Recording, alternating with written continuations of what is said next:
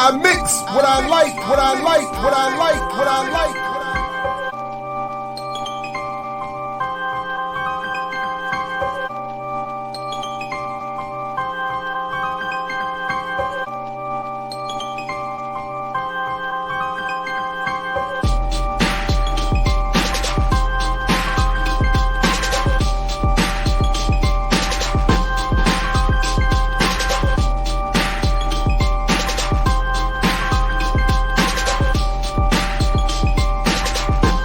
I mix what I like, what I like, what I like, what I like.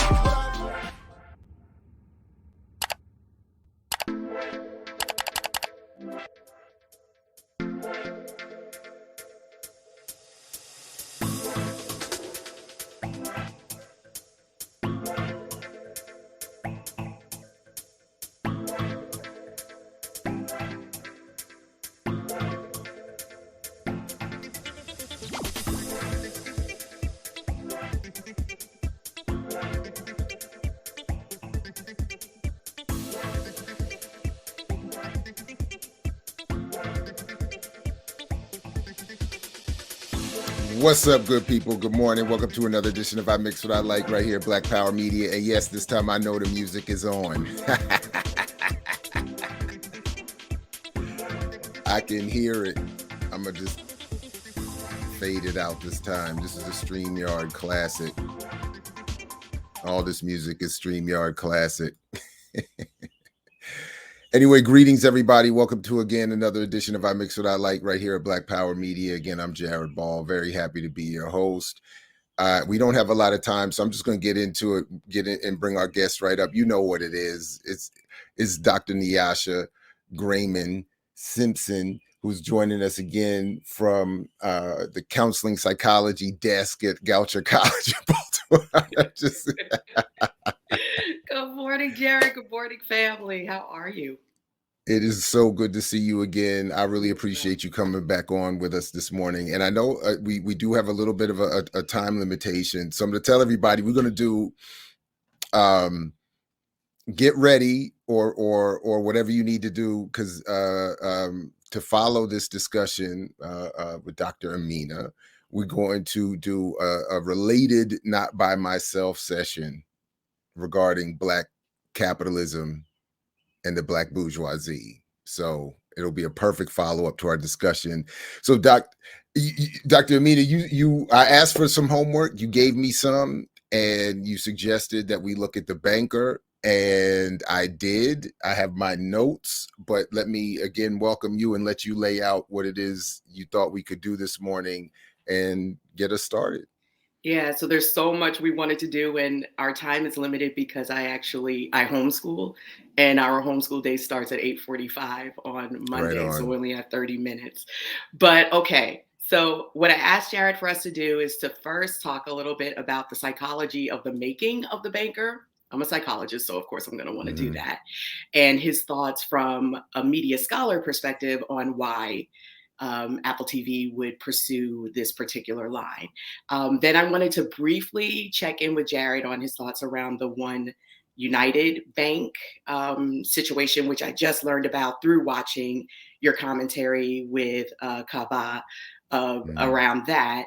And then also just an analysis of the banker and what we see as the take-home message, maybe versus what they are trying to have us see as the take-home message. Because when you read write-ups about the banker, there's a lot of language around empowerment. I'm like, is it really? Okay, so starting with the psychology. And one thing I do appreciate about all these kind of like, let's put them all together with the after school type special with like, the Kaepernick and black and white type thing, is that sometimes they do introduce me to people and to topics I didn't know about. So I didn't know the story of Bernard Garrett. I didn't know who he was. And maybe, Jared will do a quick thing on that.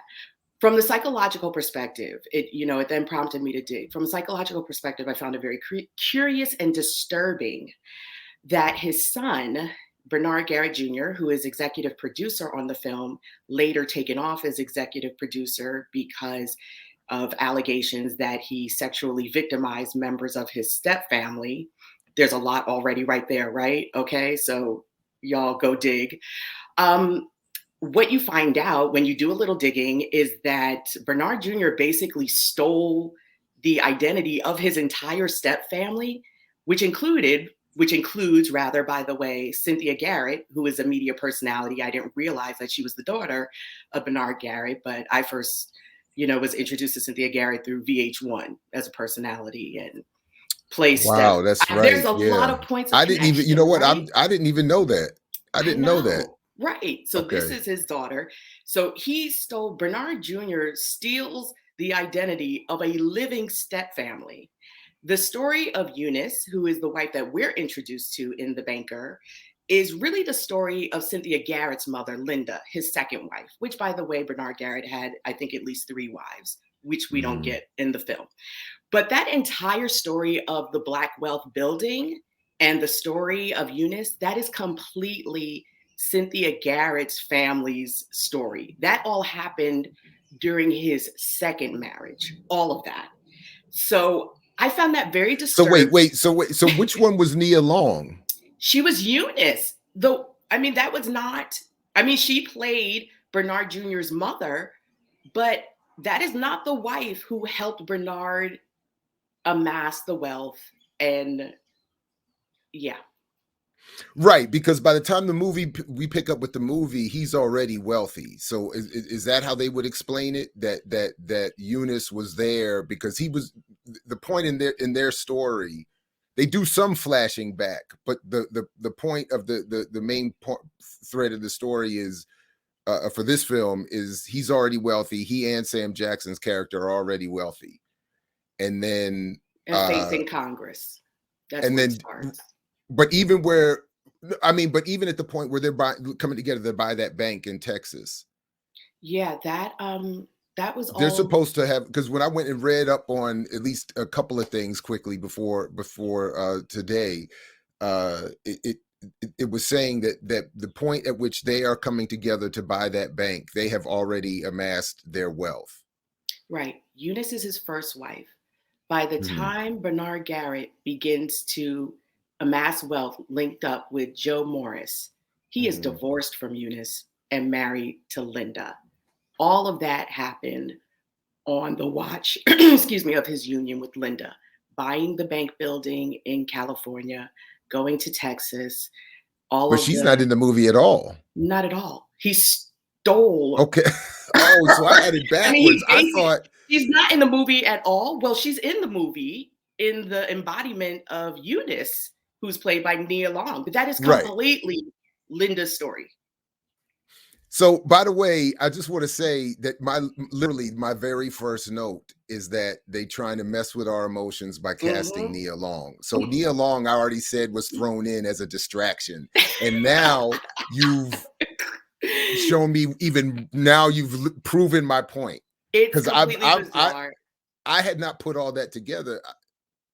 It is Yeah. completely Anyway, yeah, of bizarre. So, course. right. So, in the film, you don't see any of Bernard Jr., of the other children, of which he had, I think, about 6, including Cynthia Garrett. And so, Jr., again, he stole the family identity of Cynthia Garrett. And then when you said messing with our emotions, I'm thinking the same thing because I'm like, not only did I'm gonna try and be careful with my words because I'm a licensed therapist, so we're not allowed. But not only did your mm, steal another family's identity, but you then went into partnership with a public entity to implant that false memory Right. into our collective consciousness. Like this was your story. And it is not, sir. So, my first question to you, because I know we're so short on time, from a media scholar perspective, why would Apple TV agree? I mean, they try to act like their little based on a true story at the beginning is an acceptable disclaimer. So we can just say whatever we want now because Right. we told Right. you it's Right. based on a true story. Why would Apple TV facilitate that level of theft and implantation of a false memory, collective historical memory? Why would they do So that? in their so in their response, in their published response, Apple TV said, and this is a couple of years ago when the controversy first really kicked off. And the story that you're talking about started to come out, apparently, which I didn't realize until I just looked at it this weekend. But their claim was that all the allegations about abuse and all of that sounds horrible, but we removed the guy as the producer, or whatever his role was, and we're going along with an important story, to the point you're raising, an important empowerment story that is itself wonderful and totally unrelated to the accusations of this man's son, or what this man's son is accused of, and everything that, this wasn't in their statement, obviously, but everything that Dr. Amina is later going to bring up in terms of the erasure of women and family is irrelevant because the story is so powerful. That's basically what their statement was.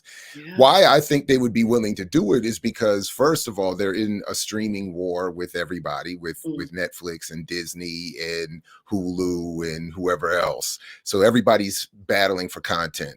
Everybody's battling for a quote unquote diverse and woke content. And then the story, as I have in some of my notes, we can come back to some of this. Is that the story itself, in being so pro-capitalist, so pro-entrepreneurial, so focused on the struggle for Black liberation being around banking, Black banking and capitalism and entrepreneurialism, it had all of the requisite points in it about needing the good white men characters. Right. The beneficent white men are all throughout the film. Absolutely. So all of that is in there. So that enough is given again the context of the streaming wars, perfect for what they need. I mean, right. It's not and then you got Sam Jackson and Mackie, big names. Sam Jackson, who again, I hope has a wider range than we've ever seen, but it's just, to me, I feel like I'm seeing the same character over and over and over. Sometimes he smokes crack, sometimes he's got a patch on, sometimes he's got a suit on, sometimes he's in the bayou, sometimes he's in a spaceship on a plane with snakes, but it's always Sam Jackson. It's like, damn. I was not ready for that. So I mean, it's the same thing. Anyway, so you get all of that, and then it's perfect. I would think it's perfect. So okay, so from that perspective, then I can appreciate the analysis then in terms of what they're trying to do with the pro-capitalist storyline. Linda and her 6 children would just be a massive distraction. A distraction, right? We understand that she helped him to build it, but that's just too much. Okay. Yeah. Okay. And then it is often, and I would say this is a cross-racial issue. No, that's cool. That's cool. Sam Jackson. I mean, it is. It's just I just can't get. It's the same guy, okay. And but across racial lines, I think there is a tendency in these films to only depict, to the extent that any family is shown in these hero type movies, it is as the woman is just there, as we saw a little bit with Nia Long, just there to give the man inspiration. And to throw the one line in there to remind you that being a Black woman is harder than being a Black man, or something to that effect. Remember, she has that one line that's supposed to be, we're letting you know that she's a strong, powerful Black woman who's saying to him, I as a Black woman have to deal with all this additional suffering. But there's no exploration of that. It's just a one-off line, and then she puts on the maid's uniform to function, to for the whatever the charade that they have to get into, because the white man has to be seen as owning the bank. But my point is that the woman and the family is just some background sometimes distraction, sometimes just there for inspiration, sometimes there as like the MacGuffin to be hunted down and saved, or chased down and chased and saved, Right. or the inspiration for the, you know, but there's no real involvement. There's no, Right. it's just, you know, and certainly with this, and as is often the case when we're dealing with Black families, there is no family. We get white background, we get all these other contexts, but the Black characters just don't have family. They're just floating around. Right. But that's really it, because the main point of the film is to show us how these two Black men with their white men support network could come together to buy some property. Right. And at one point have, I think they said 177 buildings, and they were millionaires. And it's like, great. Okay. And meanwhile, this is the 40s, the 50s, and the 60s, that basically the time frame, right, of the film, if I'm not mistaken, right? That in those decades. 40s, 50s, 60s, yes. Yeah. So all else that's happening in Black political struggle, in suffering, all of that is whatever, because these two guys, you know, well, you get the glimpse of it when they're in Texas. That's where you're supposed to get the sense. Yeah, you see a little bit of the Jim Crow, but I mean, it's not. But you certainly don't see any of the other forms of political struggle in response to it. You see, you know, the Black shoe shine boy. You see, you know, some, you know, this is a nigger business put on the dude's business or whatever. You get that. But you don't. But the only response that is shown in the film, that's why I think they would want to promote this, is a Black business response. It's a calm Black man who doesn't get upset. He doesn't confront anybody. He puts on, and even has his wife literally put on the outfit of you know, to mask themselves as the so-called underclass. And then they just quietly go about building, you know, buying property, and, you know, and that's certainly in 2022 meant to be the encouraged response, you know, if never before, because, you know, Black, and this is the point we'll get to, you know, in even in the next hours, to say that this is the preferred message. We know there's inequality, we know there's suffering, but look, even when it was really bad, you have the example of Black banking.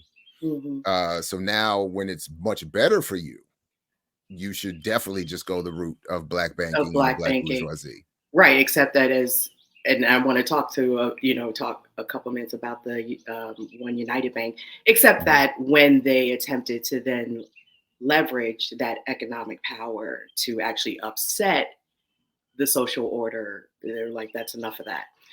Interesting as well that I found out, and it's hard for me to find more information about it, but Bernard Garrett was involved in the Poor People's March for Jobs and Freedom. And his wife, Linda, again, who is still living, she talked about that, says they were third row. So we don't get any information about that at all, but he had a structural analysis. And so this is, I think that he may be, not sure, but he may be an example again of how in earnestness, you know, members of our community pursue an economic strategy for our collective upliftment, you know, even if it doesn't end up going the way they want. But I mean, the fact that there is any information about his involvement in that, to me, does suggest that he had a structural analysis. And I mean, even what he tried to do in Texas, to me, suggests he had a structural analysis, a critical analysis of structure. But I think it's interesting that they try to sell it to us as an empowerment story, because for me, the takeaway is that, and when you try to pursue that structural dismantling or disruption, you get shut down. So I was like, I don't think it was an empowerment story. I mean, it was a personal enrichment story, and it was all fine as long as they kept it within the realm of their personal enrichment. The moment they then again stepped out of that and tried to make structural changes, the state, the full weight of the state came down on it. It shut them down, put them in prison, you know, bankrupted both of them. I think Bernard Garrett, I think they said he died in a nursing home, which doesn't necessarily mean he died poor. They were able to restart some businesses, but nothing to the scale of what they had.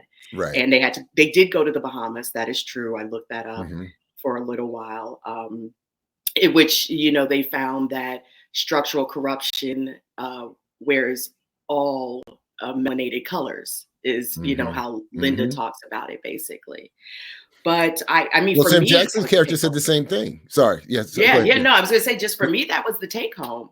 It's fine if you stay within a very small circle and you, commit yourself to maybe personal enrichment. But if you try to upset the social order, I do think the racial caste system, maybe not in the Wilkerson sense, but the Cox sense that, I heard Dr. CBS talking about, we're going to come down on you. Yeah, I mean, just to your point about the color thing. I mean, Sam Jackson's character says in a very Sam Jackson's in very Sam Jackson style, I don't like white people. I don't trust white people, but I don't trust black people either. Right. And then of course they're working with the good white Irish lawyer or the Irish banker who gives the initial loan. That was the other thing. It was reminding me that what was that story about the godfather of the music industry that came out a couple years ago? Right. Yeah, I know you're talking about. And it was the same. And it was the same thing. It was all about the claim. The rapping was all this black empowerment, but he was still beholden to the white label owners. He was still bailed out when his initial ventures crashed. He was bought a home. His white buddies bought him a house. Definitely. And then he comes back on talking about you just got to keep working hard and persevere. It's like, but it was the same thing in this movie. You get the Irish lawyer gives him the loan. The young white man comes to work for them and front for them. He has the lawyer in California, the good Oakland white man area. lawyer. That's right. Gets all of that help, and then Sam Jackson says, I don't trust black people or white people. And then at the end of the film, Sam Jackson calls Mackey's character. He says, "You're a revolutionary." Right. So they literally say those words in the film. Yes, you're a revolutionary. Did he say revolutionary social activist? He said revolutionary. I wrote it down. Revolutionary. Okay. Yeah, he said, no, I wrote that down. He said, that's why I wrote that down. Because he said the line was something like, I misread you. I thought you were, because they go back and forth with, I misread you. I just thought you were angry. Right. One was basically, Sam Jackson basically saying, I thought you were punk. And the other one was saying, I thought you were a hood or, it was like, of course, because it's Sam Jackson. And then Sam Jackson says, but I didn't realize you're a revolutionary. And I'm saying, wow, they're like, they literally want to, they're going all in on pushing that as the narrative or the moral, so to speak. But go ahead. Yeah. I was gonna say, I don't know if I think that is a mischaracterization of what he was trying to do with using this particular path. He was definitely trying to revolutionize the social order. Without question. That is what he was trying to do. So thank you. I'm glad you're making that point, because I want to be clear. I'm not, even with whether it's with this movie or beyond, I am not saying that everyone who engages Black capitalism is a hustler and a fraud. I am saying they are wrong in thinking that this is a pathway to collective improvement. But I'm not saying that they're bad people necessarily. Right. But what I am also saying is that certainly Hollywood would want to promote this version of activism, even if it is sincere. They want to promote this as the solution. So they don't want to collaborate with powerful white men. That's it. Roll the dice and see how far you can get doing that. And you'll lose. You'll lose quietly, and then you'll go to the Bahamas, and we won't tell the other aspects of your story that are either a distraction or just full on gross. Right. We'll and they're like, and that is Black power, people. And that's exactly.